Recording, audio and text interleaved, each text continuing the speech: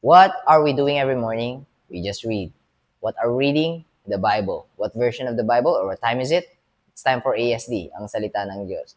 And babasa po tayo, Marcos Kapitulo 14, versikulo 53 hanggang 65. Let me just check, guys. Let me just double check. Yeah, 53 to 65. Mark chapter 14, verse 53 to 65. Yun po yung babasahin natin today. At may title po siya dito sa app na binabasa natin or na ginagamit natin, which is YouVersion. Yung title is Iniharap si Jesus sa Sanhedrin. So Sanhedrin is a judicial council or a governing assembly back then in ancient Israel. So parang yun yung ano natin, justice system today. Anyways, may parallel verses siya sa Matthew chapter 26, verse 57 to 68, Luke chapter 22, verse 54 to 55, and 63 to 71, and sa John chapter 18, verse 13 to 14, and 19 to 24. But let me just pause this for a while. Papasukin ko lang si Nanay kasi umuulan. Pasukin ko lang yung pusa kasi nababasa sa bintana. Wait, just give me a second. I'll be back. Alright, let's continue. Basa na po tayo. So, whoops, sandali. Tatayo si Nainay. Wait lang. Gusto sumampa sa mesa ni Nainay. Alright. 53. Dinala nila si Jesus sa bahay ng punong pari. Nagtipon doon ang lahat ng namamahalang pari, mga pinuno ng mga Hudyo, at ang mga tagapagturo ng kautusan. 54. Samantala, wait lang muna. Wait one moment. Alright, verse 54 po tayo. Samantala, sumunod din doon si Pedro. Ito na. Ngunit hindi siya lumapit kay Jesus. Pumasok siya sa bakuran ng bahay ng punong pari at nakiupo sa mga gwardya na nagpapainit sa tabi ng apoy. 55. Doon sa loob, ang mga namamahalang pari at ang lahat ng miyembro, one moment, gusto sumampa sa table. Saan po tayo? 55? Nasasampa na naman. Tuloy natin. Mukhang hindi na siya papasampa sa table. Ayun, sa ibang table sumampa. Okay, 55. Doon sa loob, ang mga namamahalang pari at ang lahat ng miyembro ng Sanhedrin ay nagsisikap na makakuha ng mga ebidensya laban kay Jesus upang mahatulan siya ng kamatayan. Ngunit wala silang makita or wala silang makuha. 56. Marami ang sumaksi na kasinungalingan laban kay Jesus. False witnesses. Pero magkakasalungat naman ang mga sinasabi nila. So, hindi nagtutugma. So, walang bearing. 57. May ilang sumasaksi na kasinungalingang ito laban kay Jesus. May ilang sumasaksi ng kasinungalingang ito laban kay Jesus. Sinabi nila, 58, narinig po namin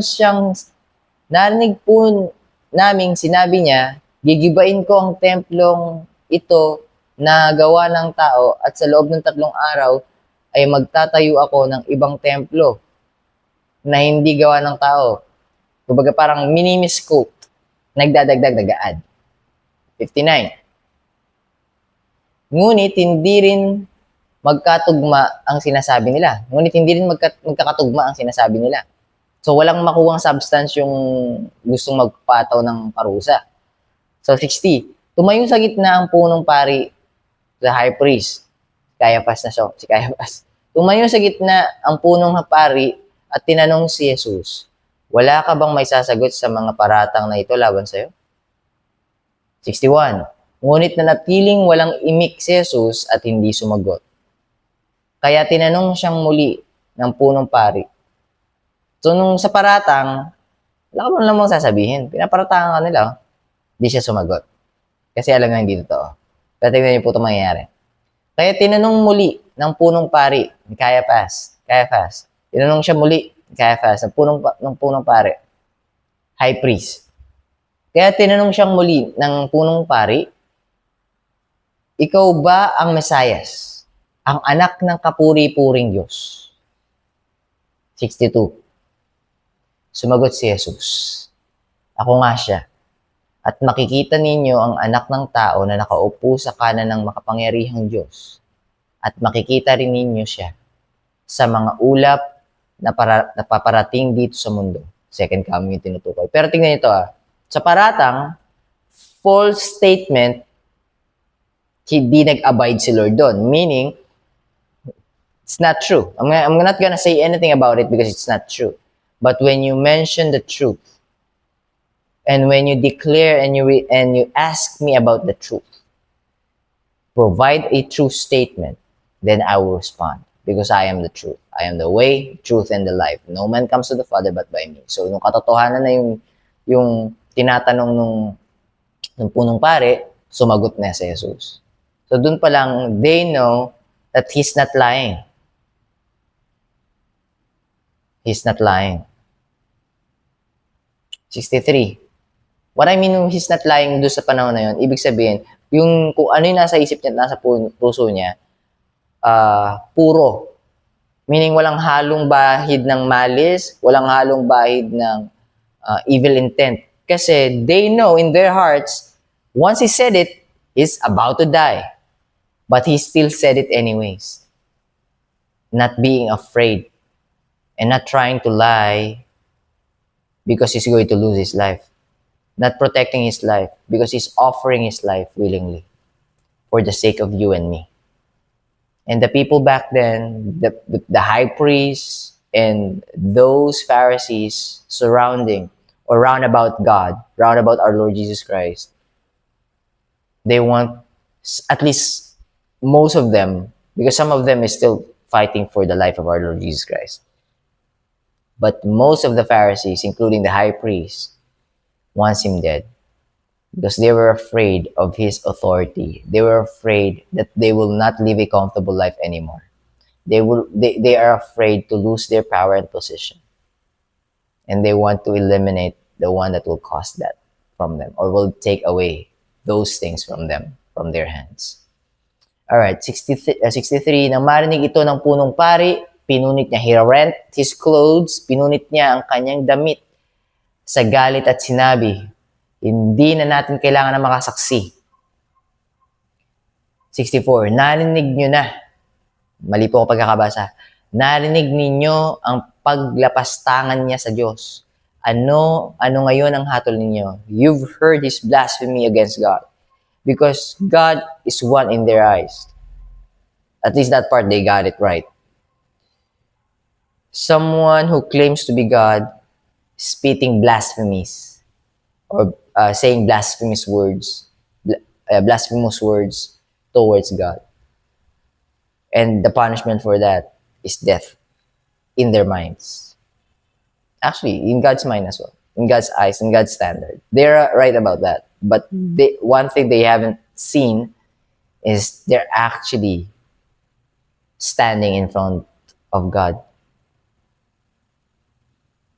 in the person of Jesus Christ. Narinig ninyo ang paglapastangan niya sa Diyos. Yung punong pari nagsasalita po dito. Ano ngayon ang hatol niyo? So, kumukuha pa rin ng sipatya. Kailangan nila maging one accord or maging in one mind. At tinatulan nila si Jesus ng kamatayan. Last verse, 65. Dinuroan siya ng ilang naroon. Pinaringgan din siya. Piniringan, hindi pinaringan. Mali ako basa. Piniringan din siya. So, meaning, covered his eyes using some clothes. Pinaringan din siya at sinuntok.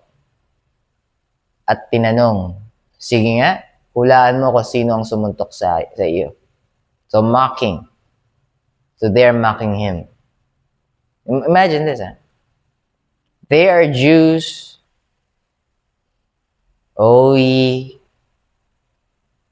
woe to you, Pharisees, scribes and Pharisees. O ye hypocrites.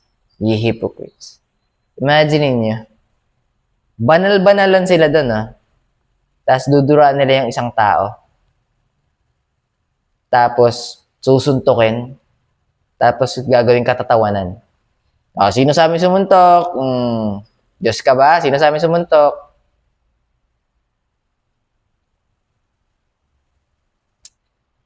Even the New Testament is showing us how evil and wicked we are. You know why? JB, paano mo nasabi? Masyado ka naman judgmental, JB. No. I'm just stating the truth. A lot of us right now, most of the people right now, not only here in the Philippines, in every country, there are someone who's blaspheming God. There are someone who's mocking God. There is someone who's spitting against God. That's how you know that Satan is so wicked, crafty, sly, smooth, because he was able to put a mindset to a lot of people that seems right. But in reality, causing them to go to hell.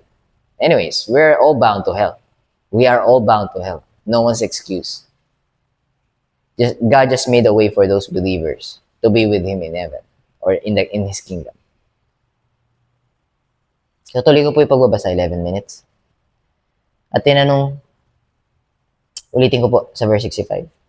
Dinuran siya ng ilang naroon, piniringan din, at sinuntok.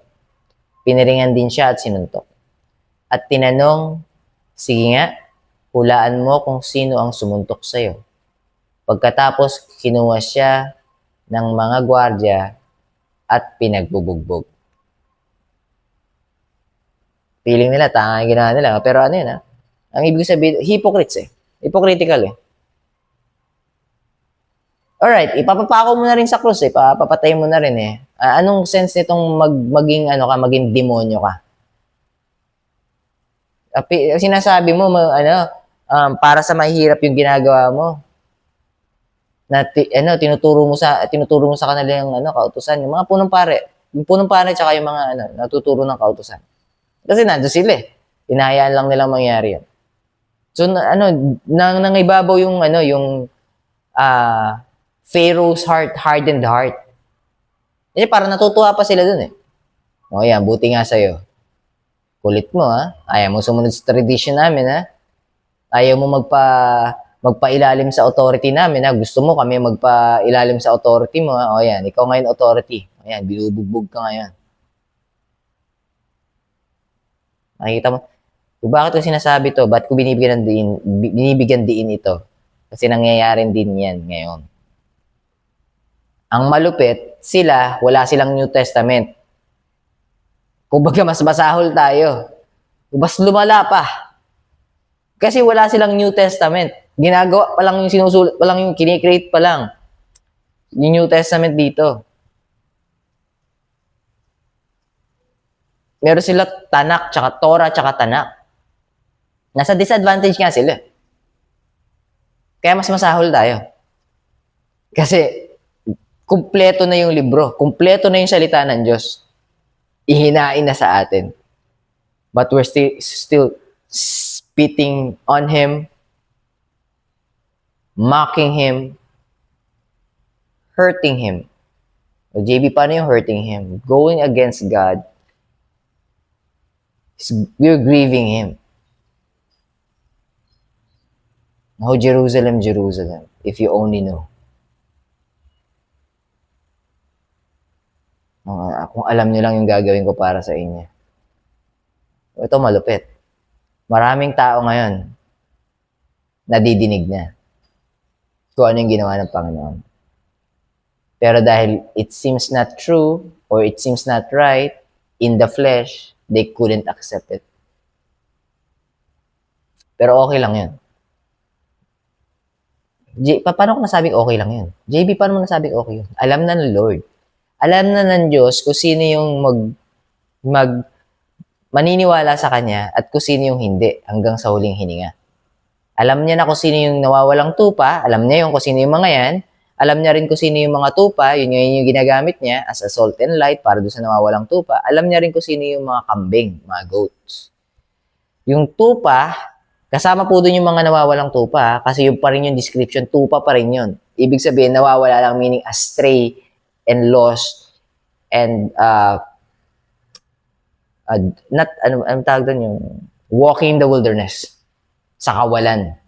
So they need to see the light for them to be able to go back in God's presence, in God's hands, aka sheep, herd of sheep or flock of sheep. The lost sheep could go back to it. But the goats, kahit anong liwanag makita nila, they are going to run away from the light because they are enjoying the darkness. Sheep is on the right hand of God, and the goats are in the left. The goats will be cast down to hell, and the sheep will be in heaven, in the kingdom of God, raised into the kingdom of God by our Lord Jesus Christ on His second coming. Sinabi rin dito rin ni Lord, verse 62 ba yun? Verse 62 nga. Sumagot si Jesus, ako nga siya. Kita nyo ang anak ng tao, which is the man, which is God, na nakaupo sa kanan ng Diyos, sa kanan ng makapangyarihang Diyos, at makikita rin niyo siya sa mga ulap na paparating dito sa mundo. Okay. So,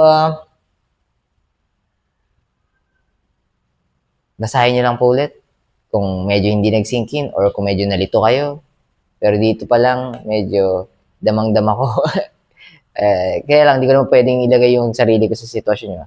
May kanya-kanya tayong tawag, may kanya-kanya tayong panahon. Kung lost ship ka ngayon, baka hindi pa ito yung panahon. Pasimplihin ko. Yung timing ng pagtanggap mo sa Panginoon, hindi yun magiging timing ng messenger. Hindi yun timing ng, wala yun sa timing ng tigapagpahayag na mabuting balita. Ang timing ng pagtanggap mo sa Panginoon, dahil alam niya nang tatanggapin mo siya, timing pa rin niya. Kaya ang trabaho naming mensahero is just to deliver the message. It's not our job to convert you or to convince you or to persuade you or to change your heart. Our job is just to deliver the message of God. It's God's job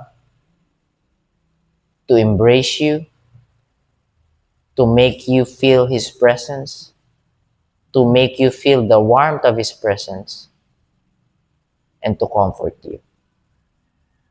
So, I'm gonna trust God's word.